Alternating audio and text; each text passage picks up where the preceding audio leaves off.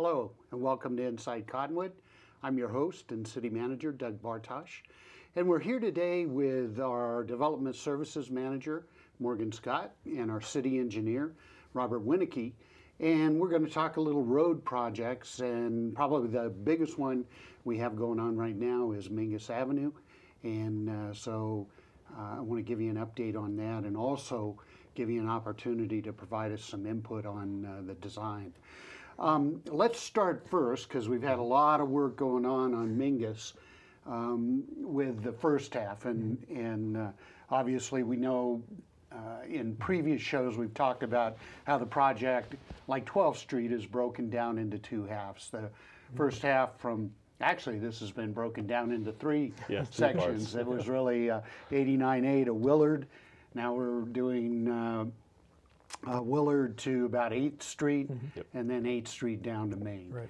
And so let's give the folks an update on Willard to about 8th Street. Where are we at on that? What's going on with that? And I don't know who wants to start off on this. Well, and I'll start out, but mostly I want to introduce Robert. This is Robert's first time on Inside Cottonwood, so I'm... Well, welcome, Robert. Yeah, thanks, Doug. I know you must be excited to be here. Well, yeah, I am. You got it. Robert is our city engineer. He stole him out of Kansas. Been here with us 2 years now. Yeah, a little over 2 years already. So, and he's doing a great job for us. So I'll introduce the projects, but then I'll turn the details over to Robert. As Doug, as you said, we are dividing this into two projects, and I know some people are confused. Why not just get it done with one? Couple reasons. The biggest one is we actually have federal money for one, and you always want to keep the project as small as possible with federal money. Basically, you want to do the project about the same size as you have federal money. So that's why we kept kind of narrowing down that project. So that's why we got Willard to 8th Street. A lot of people ask, where's 8th Street? It's actually that wash between the Aspen Ridge Apartments and the Casa del Sol condominiums. There is a wash there and a public walkway. So that's about where the project's going to be divided. So that's why we broke it up into two projects, because of the federal money. And again, the reason is with federal dollars, there are all kinds of requirements, and it seems like you get about 30% less for the money because of all those requirements. And so that's why we try and separate that out so we can get the biggest bang for the dollars we have. So go ahead. And not only because of that 30% extra, also just because of our options. We're very limited. We have to be very narrow because we have to follow all these federal guidelines. And that's exactly what we're going to talk about today. I know we're going to talk a little bit about phase one, basically the Willard to 8th, but phase two, we've got all sorts of options that we can get together as a local community, and we can make decisions as a local community because that's local dollars going into it. So that's what we're going to talk about today. So Robert, do you want to talk about the designs between the two projects? Yeah, sure. I mean, we can kind of start off with the first piece that is the federal project, which is going to be done through ADOT. Design has been completed. Bids were taken by ADOT last Friday. So ADOT's actually in the process of reviewing the bids, making sure that all the numbers add up, and then they'll come up with their recommendation to the city.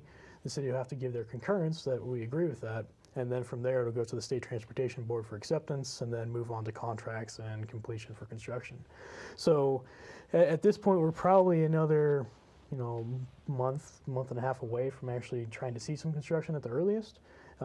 But that is coming forward here in the near future. But now I'm sure people are confused because they're going, well, there is construction out there. What's going on? That's correct. We actually have a water line project that we're doing right now, which goes from Willard all the way to Main Street. And we're actually installing a new 8-inch water line that's going to replace the old 6-inch kind of hodgepodge that we have of a water system through there. And the goal was put this water line in before we do the pavement. One, from the standpoint that it doesn't make much sense to cut new pavement to put in a water line, but two is we have the pavement moratorium and all the other wonderful restrictions that we have. So we want to get that put in place before we do the whole corridor. It's probably important to mention too that the water line project is also a grant-funded project. That is correct. That's the WIFA, correct. We're hoping that obviously it's not only going to improve water flows and quality to the residents in the area, but it's also going to help with fire flows. Yeah, it should help with fire flows, but the other thing is with that not being aged now, that being a new system, we should not have to worry about it continuing to age and having main breaks and all the other issues you run into with old water lines. It should last us another 50 years. Should give us another 50 years, hopefully.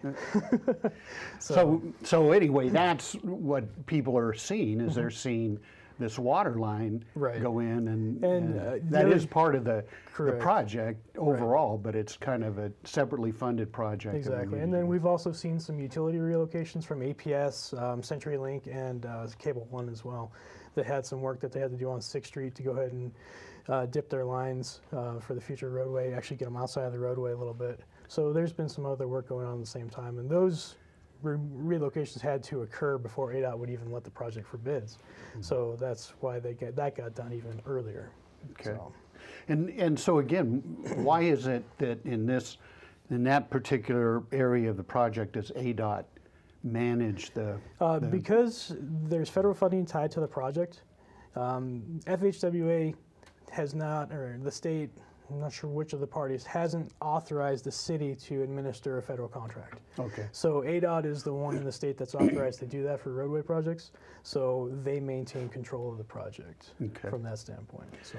You know, and again, I think in terms of the water line project, obviously it doesn't make a lot of sense if we're going to tear up the pavement anyway to go back and pave the area that we've dug up for the water line. But I know we've been getting a lot of complaints about dust down there, and I know we've taken action. Can you explain to the folks what we've done? Again, kind of like Morgan had mentioned, we've got a couple of different phases of the pavement project that we're doing. One is from Willard to 8th Street, and we've got the water line that goes from Willard to Main Street.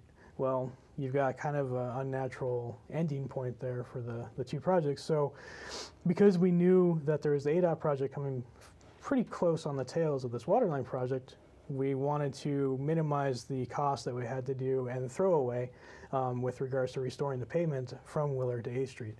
So yesterday the contractor installed a chip seal on that to go ahead and basically try to act as a temporary surface dust palliative that's going to go ahead and last for a few months, so we can go ahead and be able to start construction and not have to waste the cost of 2 inches of asphalt to go back in, and plus the materials for that matter. The piece that goes from 8th Street to Main Street, they will come back in and put the asphalt back in place because the construction of that phase is a little bit further down the road. Okay. So trying to time it all together. The bottom line, it's all going to be kind of messy for a while. Yes, it is. It has been for a while. It's going to be for a while longer. But once we get done with the corridor, we shouldn't have to touch it for a number of years. Yeah. And it'll serve us a lot better. So I know they're also trying to keep water on it and to keep the dust down. Yes. But I'm sure during this time of the year, it's pretty hard to keep it moist. It seems like it is a little bit challenging. You got it. You know, if we get some monsoon rains, that helps a little bit. But being out there with a water truck every 20 minutes as it's drying up during the height of the summer is kind of a challenge, especially when you're trying to make production down the road on the other part of the water line. So it's kind of a balancing act that they're trying to do. So we're trying to stay on top of them to get that taken care of. So. And again, I mean, we appreciate the inconvenience this causes, and certainly the challenges it creates for the businesses in that area. And so we're trying to work with everybody to minimize the difficulties as much as possible. But the reality is you can't avoid them all. So please be patient, and we'll have a great road once it gets done. With that, let's go ahead and take our first break, and then we're going to come back and talk about the second, or I guess the third part of the project, which is from 8th to Main Street. So come back and join us.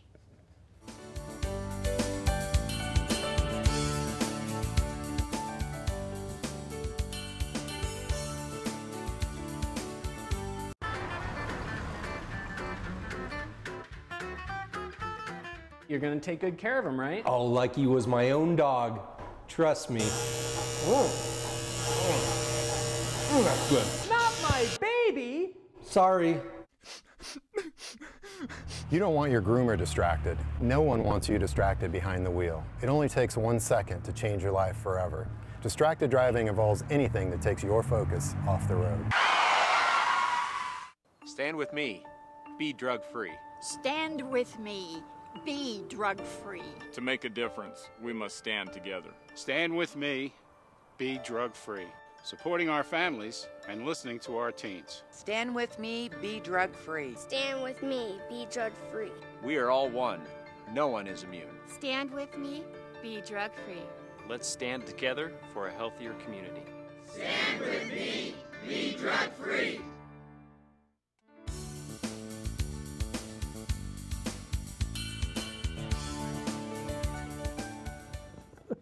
Welcome back to Inside Cottonwood. I'm your host, Doug Bartosh, and I'm here with Morgan Scott and Robert Winicky, who are in our our public works area, responsible for roadways and other projects. And we're talking Main Street, or not Main Street, Mingus Avenue, and we talked about the first and second phase. And now we're going to talk about the third phase, which is really in the design stages. So, okay, yeah, I'll jump right in. Right now, we're actually doing design of the third phase, like you mentioned. It's going from 8th Street Wash all the way to Main Street, and we have a public survey out right now. We're trying to get input from the public, poll what they like about the concepts that we've put together. We've got an exhibit that's on the website, as well as a survey. And it shows 3 different options. One is kind of a really grand scheme of, master roundabouts and lots of juxtapositions on the curb to go ahead and kind of constrict the lanes to slow people down a bit, but also to provide access for bicycles and pedestrian access through the corridor. Second option is more of just kind of what we have today, just a straight linear corridor going through point A, point B, really trying to get a few improvements in there to go ahead and deal with pedestrians, but kind of primarily focusing on vehicles. And the third option that we show on there is kind of a hybrid of those two. So it takes into account kind of a mini roundabout concept at the intersection of 12th and Mingus to go ahead and try to better circulate traffic through there. Because right now we've got the 2-way stop sign condition, and it backs up at times during the day, and we'd like to try to do some sort of improvement there. So our consultants kind of come up with a concept of a mini roundabout there, and we're going to take that to the internal departments, make sure the fire department, police department, everybody else feels that they can navigate that for their needs. But we're also trying to get the input from the public to see what they like, what they don't like about these options. It's one of those things that we make these improvements. If we do a linear project, okay, it isn't a change from what it is today, but if we do some of these more, trying to find the right word, basically just more of a aesthetic type of an appearance, but it has other purposes to slow traffic down and do that, that's kind of possibly setting the stage for future projects inside Cottonwood as to, how we want to go on, say, Main Street or some of the other corridors. It's just a way to kind of figure out what's the right thing to do in this corridor. We've got a lot of uses. And that's obviously a very busy street. Yes, it is. One of our main collector streets, and speed is always a concern. Correct. And so if you can calm it through devices. Right. And I think, it's technically classified as a collector, but it really functions as an arterial for us because we have the bridge that goes all the way from 89 and Cornville Road, comes all the way through. So that's really kind of a bypass to avoid, Safeway, Walmart, all those areas that can kind of blow through the community, head off to Clarkdale or over to Jerome. And certainly the challenges with the schools right there as well. Right. The design in the street is really very important. And not only in terms of calming the traffic, but making it very user-friendly. Yeah, we want to make sure that we can go ahead and continue to flow traffic through there at a reasonable rate and not kind of back things up too much, but we want to try and fix some of the issues, whether it's drainage that we have issues with, or if it's pedestrian crossings at some of the busier intersections, or even trying to deal with the offset intersections that we have further to the east, closer to Main. 15th Street, 14th Street, traditional intersection lines up, you can just go straight across. These have 50 to 75 foot offset, so it makes it a little bit more challenging to kind of control through design. So that's why on some of the exhibits you see there's a kind of some major bump outs to actually shorten the width of the roadway for pedestrian crossings, making it safer, but that also constricts traffic and makes it so people feel like they have to slow down just naturally by the way it's built. So, and it's interesting too, because when we talk about traffic, we have a tendency to always think of vehicle traffic, and we've really got to consider not only vehicle traffic, but bicycle traffic, pedestrian traffic, and traditionally, probably 10 years, 15 years back, there wasn't a lot of emphasis on sidewalks on both sides of the street, and you know, in the last decade and a half, councils have really made that a priority, along with bike paths, or, correct. You know, bike lanes, and And I think the options that you see there, they cater to that in different manners. The option number one, which is kind of the overall lots of different curbs and kind of juxtaposition of that curb line itself, that has a lot of integration for the bicycles. We have the same thing in option 2 and option 3. The way it's treated is a little bit differently. In some instances, it's just, like on option 2, it's just straight through, like it's a car. You treat a bicycle like a car, they just follow those rules. In options 1 and 3, when you get to 12th Street to the east, you've got more of a constriction when you get to the intersection. The bicycles come up onto the sidewalk area. There's a dedicated path to go across, so they're not having to navigate the roundabout. It functions very similar to what we have at Willard and or Mingus. So very similar. Get them off the roadway for that intersection, then you can put them back on once they get through there. So those are some of the considerations they've tried to incorporate in there. We've looked at the corridor itself, kind of from 12th Street to the east. We kind of have a few more residences in that area. When you go from 12th Street back to the west, you're starting to get less access, a little bit more commercial area. So you can kind of see in the exhibit that we have is we've kind of considered, okay, if we're in a residential area, maybe we try to do a little bit more constriction of the roadway, which is why you see kind of the mini roundabout and a lot of the curb bulb outs. But then on that option 3, you go further to the west and it goes more linear, kind of getting people through a little more, excuse me, efficiently. In that manner. You know, and it's interesting too. I don't know if you saw the paper this morning, but there was an article on how much safer roundabouts are, and actually even an editorial that kind of said, "Hey, we need to get over it."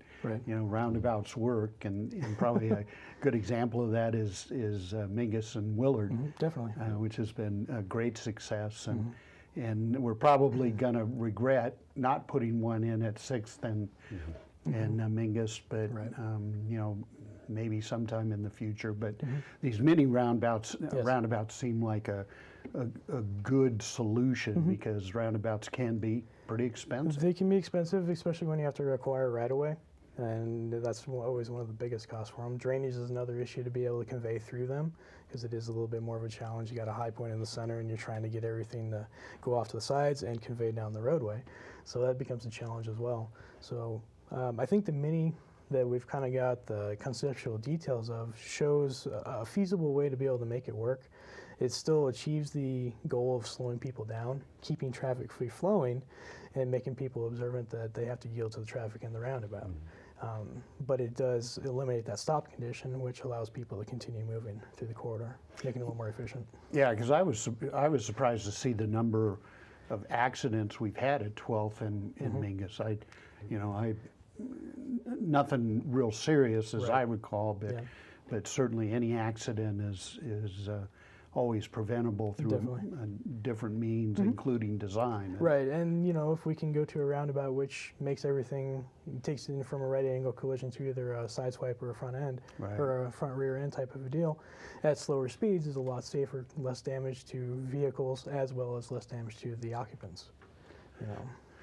Let's go ahead and take our next break, and then I want to come back and talk about, you know, the feedback we're requesting, the input, and how that all happens, and what happens from the point where we get the feedback, and where we go from there. So come back and join us on Inside Cottonwood.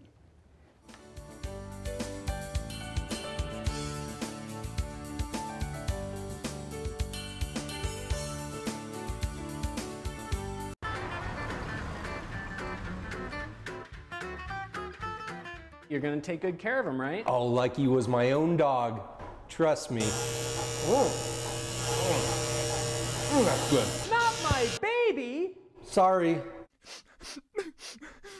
You don't want your groomer distracted. No one wants you distracted behind the wheel. It only takes 1 second to change your life forever. Distracted driving involves anything that takes your focus off the road. Stand with me. Be drug-free. Stand with me. Be drug-free. To make a difference, we must stand together. Stand with me. Be drug-free. supporting our families and listening to our teens. Stand with me, be drug free. Stand with me, be drug free. We are all one. No one is immune. Stand with me, be drug free. Let's stand together for a healthier community. Stand with me, be drug free.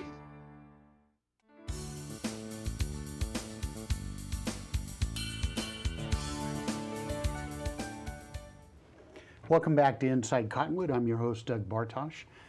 And I'm here with Morgan Scott from our Development Services area, and also Robert Winnicky, our city engineer. And we're talking Mingus Avenue and the project going on there. And one of the biggest reasons we wanted to talk about this today was we're trying to get input from citizens, because we have a couple of design options, and you know, we want to try and get input, so we do what people would like to see out there. Right. And so what are the input options, Robert? Well, right now we have on the city website, we have a public survey, which basically has a link to 2 exhibits. One is the exhibit of the 3 different roadway alignments with the aerial photograph on, and the other is the conceptual roundabouts and just kind of a roadway cross-section, just to kind of get a feel for what it might look like. So we have those on there, but below it is a series of questions. And it starts off with the first question being, of the 3 options you see above, what do you like? Which one do you like? And kind of tell us which one you want. And then from there you go down, there's some questions about what do you like about it? What don't you like about it? Give us some feedback. You know, we're trying to get an understanding as to if this is even something people like. You know, we might think it's looking great and it might be a good concept, but we might be missing something that the public says, no, you got to do something totally different here. Yeah. So that's why we're trying to get the original feedback. Then there's a series of questions where we've got 9 or 10 different subjects laid out, and I'm asking them to rank what the order, basically what their perception is of concern. So if they feel that public safety is a low concern through the corridor, if it's a high concern, they can rank it from 1 to 5. And then there's a series with drainage, driveway access, some of the others like public transit, pedestrian, bicycles, all that wonderful stuff. Then the question after that is very similar to that, basically the same categories, but now it's taking a look at it from a level 1 to 9 from your perception only. Which do you think is the most important to the least? And please rank those from 1 to 9. And then lastly we have on there is just a general comment section to go ahead and add any additional comments and to go forward from there. So the goal is we're going to go ahead and compile all these results and take it to the council work session on September 12th. And from there, be able to present that data and hopefully have a decent amount of results to say, this is the feedback we received from the public, this is the way we'd like to go. Try to see if we can get the council to buy in and give us some direction as to which way they would like to see this corridor go as well, and that they could support. And then from there, we can get our consultant moving on the right direction to finalize our plans. And certainly the work session's a public meeting as well, and so people are more than welcome, and in fact strongly encouraged to come in and yes, definitely provide their input directly to the city council, who really makes the final decision. Correct. On this. And we have the survey on the website, but we're also posting it at the rec center. There'll be hard copies there, as well as we're going to put them at the utilities department at the counter there. So if people want to stop by some of the other locations, they can actually pick up a survey, fill it out in person, and then either turn it in where they're at, or they can bring it to Public Works. We're kind of flooding the community with surveys right now. We also have the citizen satisfaction survey out there as well, and trust me, that's how important your input is to us. And you know, we want that input, so we make sure that we're providing the services you really desire. Right. You know, one of the other things you mentioned just briefly, which probably right now is kind of an important topic, is drainage. Yes, it is. And you know, we talk about transportation and vehicles and pedestrians and bicycles, but roadways also tend to be a component of drainage in the city. And yes, they are. And so, and I know you've run into some challenges with this project as well. Yes, that we have. And so, any thoughts on that you can share with the public? We're kind of at the early phases on the design concept for the Mingus Avenue corridor that we're looking at right now. We've got some ideas to possibly consider taking some of the drainage at 11th Street and carrying it to Railroad Wash as one option to consider. That'll help reduce some of the flow that's continuing down towards Main Street, which will help alleviate a little bit of the additional burden that that system's taking right now. We know when we get some rain over there that that intersection definitely sees some issues at times. And we see gravel in the roadway and high water and all the other wonderful things that come with rain, which is the way it is. So we're looking at that. There is a culvert that is underneath the intersection there. It's undersized for the amount of water they would be looking at bringing through there, based on the typical design for a 100-year floodplain or 100-year rainfall event.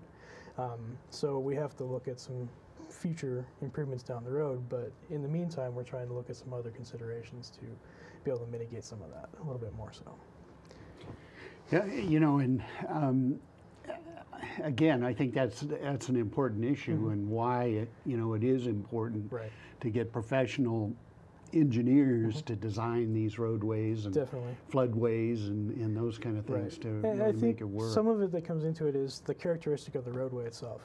If this was a local street, we might be able to accept a little bit more water being in the roadway during a larger rainfall event. But being more of an arterial to get to the hospitals or to get across town for emergency purposes, we need to be able to be cognizant that that road needs to be able to function when we have these larger type of events. So you're right, drainage is definitely a consideration we need to make, to accommodate in our design. And that's definitely what the engineer that we have hired will be doing for us. And again, I think in not only here in Cottonwood, we recently had a significant rain event.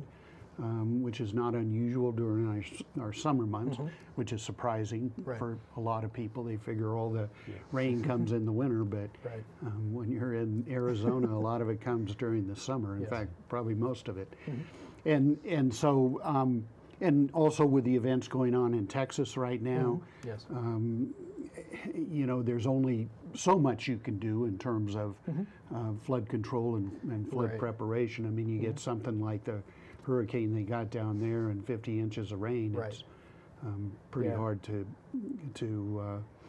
deal with that. But just quickly, we've got a few more minutes, and I know you've been trained fairly well in flood issues, and so I mean, for the people who live here, particularly in Cottonwood, what are the things that they can do to minimize the impact of a heavy rain to their properties?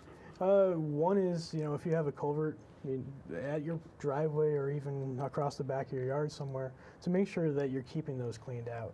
Stormwater is going to pick up any type of debris that's on the ground and convey that to those low areas so it's carried downstream. And those are the first things that are going to help get caught up. And if those get caught up, you get backups up your whole system. And that causes the water to get out of the channel and then start spreading out and inundate properties. So that's probably the biggest thing is, if you've got high brush and, large, amount of weeds and stuff in a wash that may be crossing your property or adjacent to you, get out there with a weed whacker, go ahead and trim those down, try to get that out of there so that way you're allowing the water to continue, but you're not stripping the surface of the stabilization benefit of having roots and everything there. So those are probably the biggest things you can go ahead and do. And I think the important thing about that too is I think a lot of people assume if it's a culvert, that it's the city's responsibility or the county's responsibility to take care of it, and that isn't the case. That's not always the case in many areas. A lot of times that burden does fall on the property owner or the adjacent landowner to go ahead and maintain those items. So yeah. Any other advice for? If you happen to be, if your property is located in a floodplain, we know there's an issue with that. We do have a study that we're looking to go ahead and do in Old Town. We're going to be trying to recommend a consultant to the council for that study here in September to be able to get moving on that. That should hopefully ease some of that burden down there. But, from people that are in the floodplain, it's never happened, it may never happen type of a deal. That unfortunately, you see what happened in Texas. That mentality, unfortunately, makes sense in some respects because it's never happened, but there's always a chance that it could happen. And, I think the report was yesterday that they're talking this storm down there was 1,000-year type of a level, so that's kind of an unprecedented type of a deal. And they may have another one on the way. Exactly, but, from the standpoint of, we kind of design everything for a 100-year type of rainfall event. There's always a chance that you can have a larger event, a 500-year, 1,000-year, even a 10,000-year. Those aren't common, but it's always possible. But there are things that can be done to, alleviate that. We're looking to try and make some improvements down in Old Town to help people out. Elevation certificates are a big thing. They help out with insurance, flood insurance, that if you have one, it can put you on a better rate table. So that way you can take advantage of, reduced insurance rates on that. So there's some things that can be done. If people have questions, I'd love for them to give me a call or stop by the office. I'd gladly talk to them about it. So take advantage of that opportunity. And a lot of people obviously are transplants from somebody else, somewhere else when they come to Arizona, and there's probably a certain amount of that. It's a desert. Exactly. It doesn't rain here. Right. But the reality is a lot of times it rains harder, right. Particularly during the summer, and the desert environment doesn't necessarily absorb as much as you would find in other more vegetated areas. Correct. Yeah, our soils are a little bit more compacted, so the water hits them and it just runs off, and that's why we have deeply incised washes throughout the community. Yeah. So. And the proof of that is, if you ever watch, the videos on television of people stuck in washes in their cars. Yeah, definitely. 9 times out of 10, it's Arizona. So. Right. Well, thanks for joining us today, and please look for those survey forms online at the Recreation Center or Utilities Department. Give us your feedback on Mingus Avenue. We have some designs we'd like you to look at, and also get your input on what's most important to you. Thank you for joining us on Inside Cottonwood, and come back and join us again.